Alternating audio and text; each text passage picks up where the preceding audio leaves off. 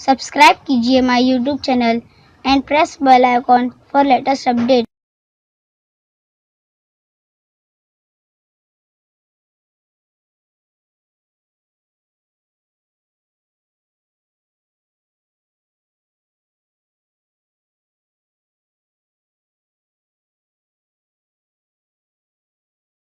जिस टेक्स्ट का मकसद मुल्क में तामीर और तरक्की के काम को आम करना हो, जिस टेक्स्ट का मकसद दीगर टेक्सेस को खत्म करके पूरे मुल्क में एक निजाम शुरू करना हो, तो भला आप ही बताइए इसमें क्या नुकसान होंगे। बल्कि मैं पुरजोर ऐलान करती हूँ कि जीएसटी के फवाइद शरीकाने बज़्म मैं आपको ले चलती हूँ जीएसटी के फवाइद को हक़ाइक़ की तरफ। मौजूदा दौर टेक्नोलॉजी का दौर कहलाता है, जिसमें टेक्नोलॉजी का भरपूर इस्तेमाल करके जीएसटी अदा किया जाता है।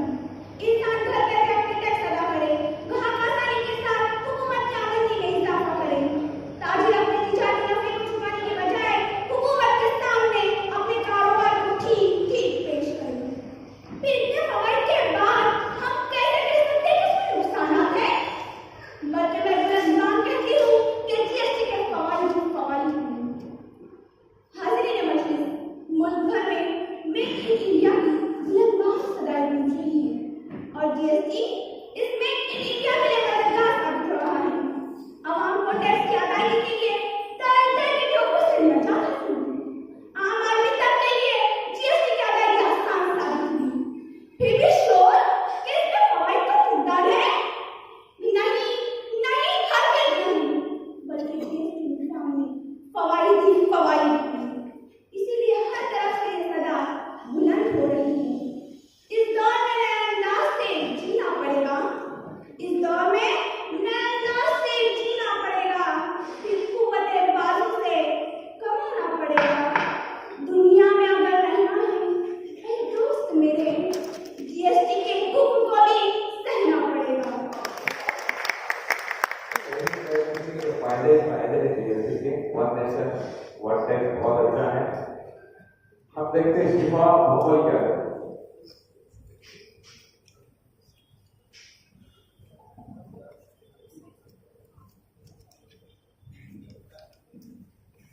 अस्सलामुअलैकुम रहमतुल्लाहि वबरकातुहू। सदर जलसा, अहले निज़ाम और हाज़िरीन मजलिस, हम अपनी जान के दुश्मन को भी अपनी जान कहते हैं। हम अपनी जान के दुश्मन को भी अपनी जान कहते हैं। मोहब्बत की इसी मिट्टी को हिंदुस्तान कहते हैं।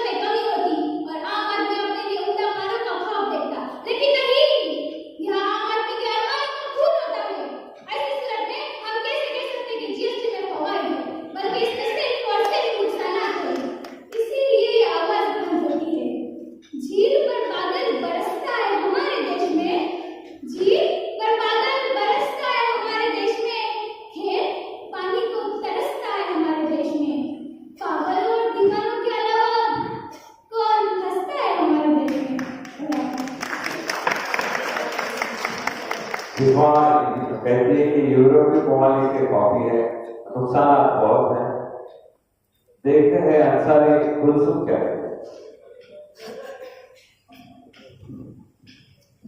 सदर सी वक़ार, अहले मीज़ान और मुअज़्ज़ज़ सामीन व सामात, अस्सलामु अलैकुम व रहमतुल्लाहि व बरकातुहू।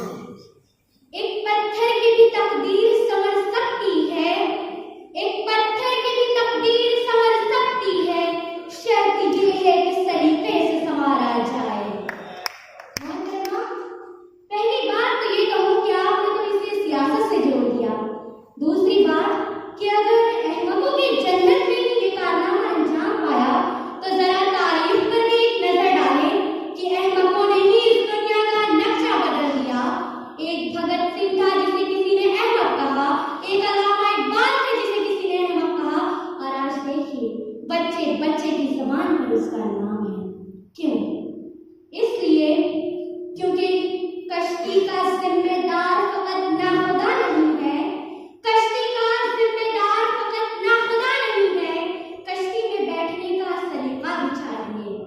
सामने पर GST goods and service tax 1 जुलाई 2017 को हमारे मुल्क में नाफिज किया गया और उस वक्त से लेकर आज तक ये तमाम सामान्य बज़्म या तमाम मर्तबे हिंद या ज़बाने सदे खासो काम रहा है। जीएसटी क्या है इसे समझे बगैर ही तमाम मर्तबे हिंद ऐसे इकट्ठे हो गए जैसे कि हिंदुस्तान में कोई वबाए मर्ज फैलने वाला है। अरे नहीं, इसकी जीती जागती मिसाल मेरे लिए साथियां जरूर है, मगर मैं आपको कसूरवार नहीं ठहरा सकती क्योंकि एक मशहूर कहावत है, बंदर क्या जाने अदरक का स्वाद। सामने बस एक बात मुझे आप बताएं कि अगर आपको खुदा न खास्ता कोई बीमारी लाहक हो जाए और डॉक्टर आपसे ये कहे कि आपको 10 तरीकों की दवाओं के बजाय महज एक दवा का इस्तेमाल करना होगा। अलबत्ता ये दवा थोड़ी महंगी, थोड़ी कड़वी होगी, लेकिन इस बात की आपको गारंटी है कि आपका मर्ज जरूर दूर हो जाएगा। यकीनन कह सकती हूँ कि आप उन 10 दवाओं को पसे कुछ डालकर उस एक कड़वी दवा का इस्तेमाल जरूर करेंगे। बिल्कुल इसी तरह जीएसटी भी मुल्क की टैक्स की बीमारी को दूर करने की एक कड़वी दवा है। सामने बस आप लोगों ने बहुत कुछ कह लिया सियासत से, अहमकों की जन्नत और न जाने क्या क्या, मेरे पास अल्फाज नहीं है आपको कहने के लिए।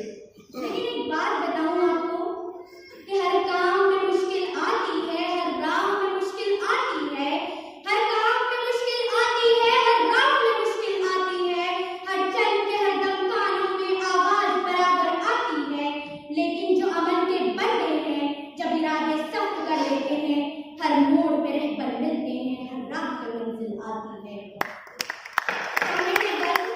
एक आखिरी बात कहती चलूं कि जिस जीएसटी को आप नामुमकिन समझती हैं, क्या आपने ये नहीं सुना कि हर सिक्के के 2 रुख होते हैं? दूसरी बात तो ये कि एक नामुमकिन चीज मुमकिन भी बन सकती है, क्योंकि किसी ने नामुमकिन से पूछा कि तू कहाँ बसता है? उस नामुमकिन ने कहा, जा निकम्मे इंसान के दिलों में देख मैं वहां बसता हूँ। शुक्रिया। बंदर क्या जाता है और जीएसटी टैक्स की दवा है। देखते हैं क्या मंतशा क्या कहते हैं। मोहतरम जज साहिब,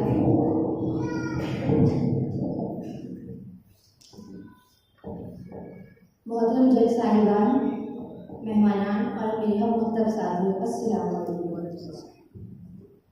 हरी है शाह की तमन्ना अभी जली तो नहीं, दबी है आग जिगर की मगर बुझी तो नहीं, जफा के कैद से गर्दन वफा वालों की कटी है बरसरे मैदान मगर झुकी तो नहीं।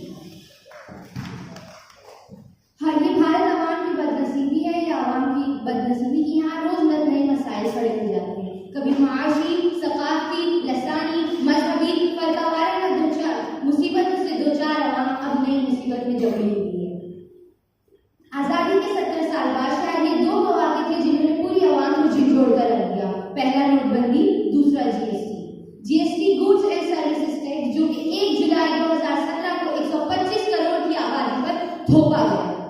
ये दोनों फैसले रात में लिए गए। किसी ने बिल्कुल सही कहा है, रात मुजरिम थी दामन बचा ले गई, रात मुजरिम थी दामन बचा ले गई, दिन गवाहों की सफ में खड़ा रह गया।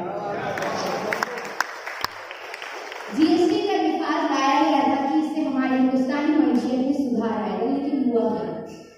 इन चंद हुक्मरानों ने चंद रुपये के एवज हम लोगों को एक इज्जतदार गैर कौम कहलाने का हक छीन लिया। जीएसटी भी सियासतदानों का एक घिनौना खेल था।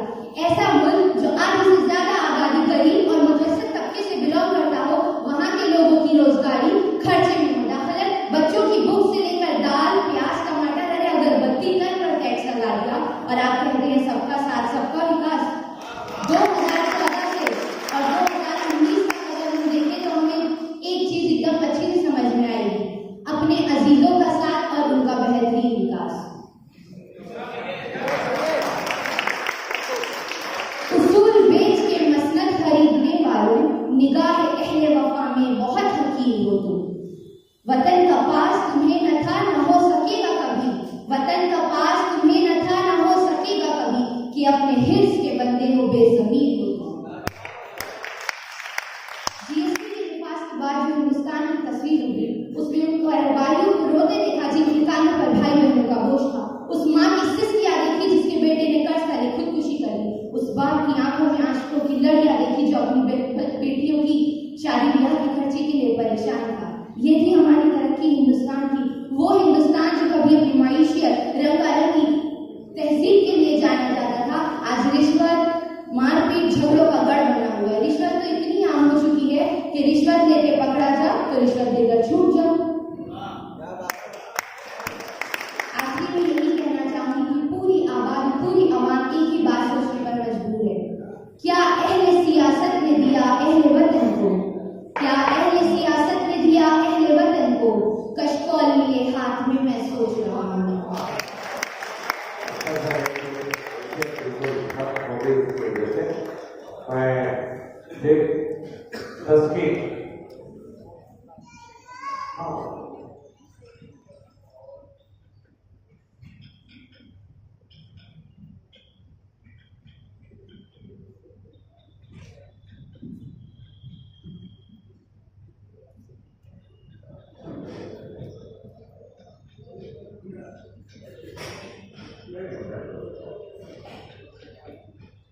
अस्सलामुअलैकुम वरहमतुल्लाहि वबरकातुहू।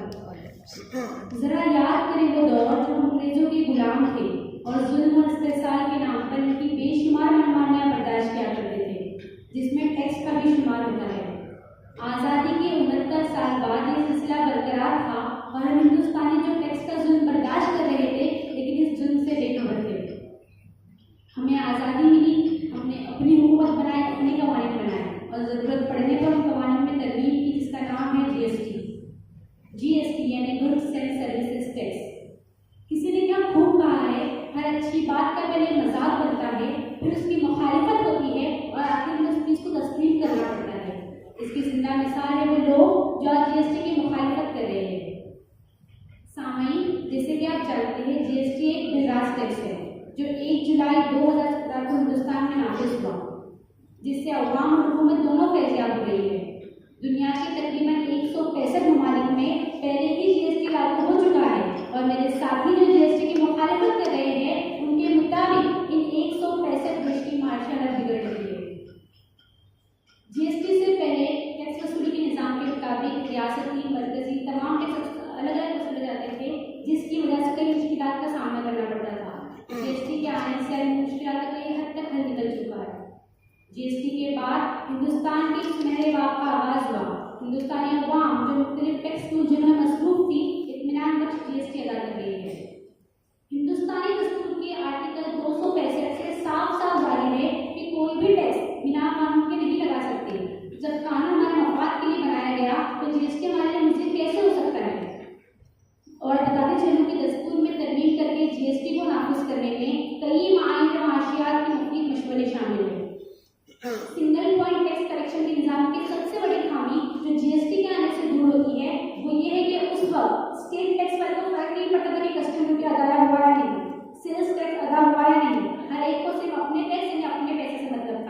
जीएसटी के आने के बाद अब तमाम टैक्स एक साथ अदा करना लाजमी हो चुका है, जिसकी वजह से कोई भी टैक्स अदा करने से बच नहीं सकता। जरूरत की अशिया पर कम टैक्स रखा गया ताकि गरीब हिंदुस्तानी आसानी से अपना पेट भर सके। हमारे वज़ीर आज़म नरेंद्र मोदी के मुताबिक जीएसटी भारत की तरक्की के मामले में एक नया मोती साबित हुआ। एक और बात बताते चलूँ कि जीएसटी के बाद तमाम गवर्नमेंट बैंक में 0% बैलेंस पर अकाउंट भी खोले गए, जिसकी वजह से आम आदमी बैंक की सहूलियत से फैजियाब हुआ और बड़े पैमाने पर ज़रूरत तबादला हुआ। जीएसटी की वजह से शुरुआत में हमने मुश्किलात का सामना जरूर किया, लेकिन याद रखें कोई भी किसी भी काम की शुरुआत में मुश्किलात तो दरपेश आती ही है, फिर बाद में उसके फवायद नजर आने लगते हैं। चमन में तल्ख नवाई मेरी गवार आकर, चमन में तल्ख नवाई मेरी गवार आकर, तो कभी जहर भी करता है कार्य किया। जैसे 165 मालिक में जीएसटी लगा गया तो वो क्या खराब है क्या? ये कहते हैं कि जीएसटी बिल्कुल सही है। वज़ीर आज़म नरेंद्र मोदी दावा करते हैं कि उन्होंने गरीबी को बहुत करीब से देखा है और उनके वज़ीर खजाना मुसलसल इस बात के लिए कोशा है कि देश का हर शहरी गरीबी को बहुत करीब से देखे। ये बात मैंने उनके मुताबिक जीएसटी उनके उम्मीदों पर खरा नहीं उतरा और उसमें मज़ीद सुधार की गुंजाइश है। GST goods and services tax जो राहुल गांधी के नजदीक गब्बर सिंह टैक्स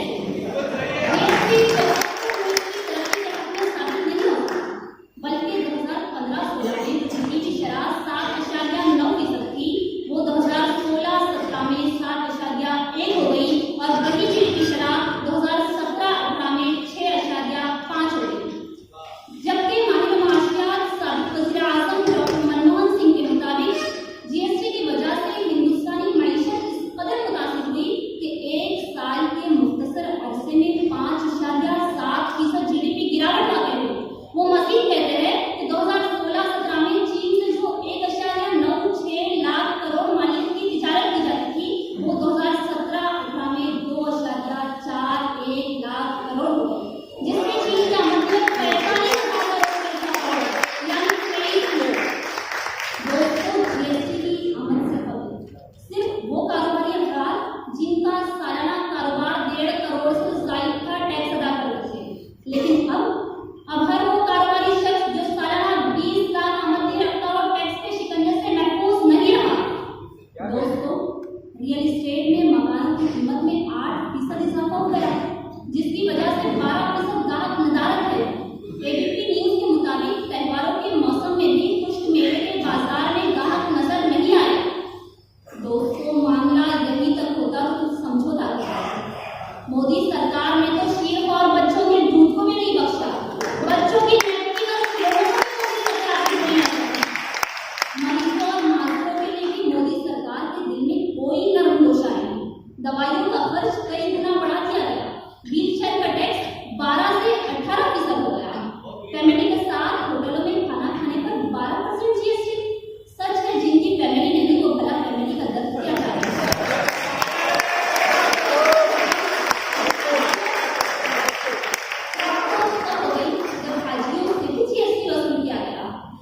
जालिमाना टैक्स के निफाज के बाद अब सिर्फ यही कहा जा सकता है कि अरबाब इक़्तिदार से बस इतनी है इल्तिमास, अरबाब इक़्तिदार से बस इतनी है इल्तिमास, हमको भी जिंदा रहने का कुछ इख्तियार हो।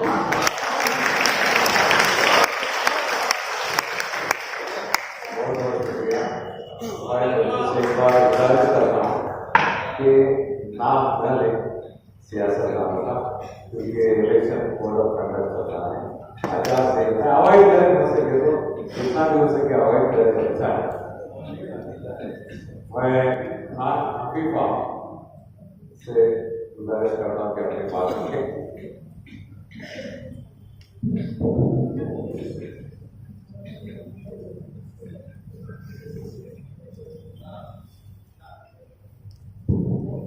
औरों का है पयाम मेरा पयाम और है, औरों का है पयाम मेरा पयाम और है, कौम के दर्दमंदों का तर्ज कलाम और है।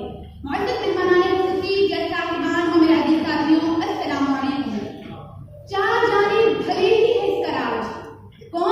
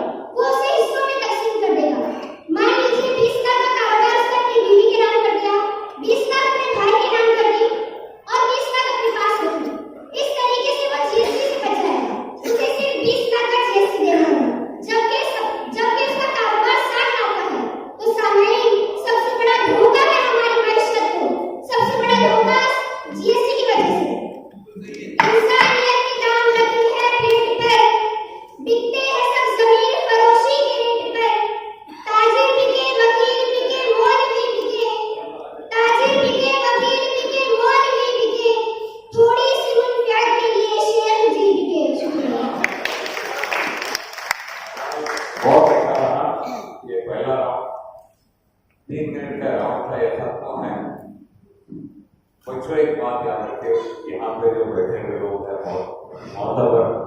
बहुत अहम शख्सियत है मुंबई की, और इनके पास वक्त नहीं है, तो मुतल्लिका राय से तय हो रहा है कि दूसरा जो राउंड है वो 2 मिनट का रहेगा और तीसरा राउंड सिर्फ हम 1 मिनट में 1 मिनट दे देंगे। तो आप